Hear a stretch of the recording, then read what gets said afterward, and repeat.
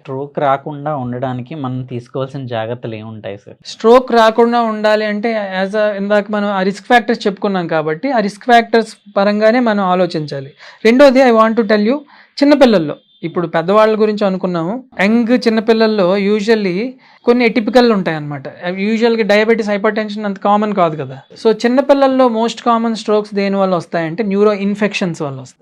Okay sir. Infections most common, TB or లేదా ఎన్సెఫలైటిస్లో వాటి వల్ల కామన్గా వస్తాయి. సెకండ్ మోస్ట్ కామన్ వాళ్ళలో వచ్చేది ఏంటంటే వాళ్ళ వెజల్లో ప్రాబ్లమ్స్ అనమాట, వాస్కులైటిస్ అంటారు, అది జెనెటిక్గా వస్తాయి. ఆ వాస్కులైటిస్ వచ్చినా వాపు వచ్చి క్లాట్ వచ్చేస్తుంది. మూడోది సివిటీ అంటారు. సివిటీ అంటే మనకి ఆర్టరీ లాగే వెయిన్స్ కొన్ని ఉంటాయి, వచ్చిన బ్రెయిన్లో వచ్చిన బ్లడ్ని బయటికి తీసుకెళ్ళేవి, అవి బ్లాక్ అయిపోతాయి. ఆ సివిటీ వచ్చిన అది కూడా పిల్లల్లో కాస్త కామన్గా వచ్చే స్ట్రోక్లోని కొన్ని ఫ్యాక్టర్స్ అనమాట.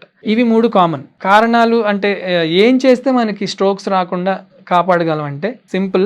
మోడిఫైబుల్ రిస్క్ ఫ్యాక్టర్స్ ఏంటి, మనం చేంజ్ చేసుకోగలిగేవి, చేంజ్ చెయ్యనివి. ఇప్పుడు ఒక పర్సన్ తీసుకుంటే ఆ రిస్క్ ఫ్యాక్టర్ మార్చినవి ఏంటేంటి, ఏజ్తో మనం అసలు మార్చలేము దాన్ని.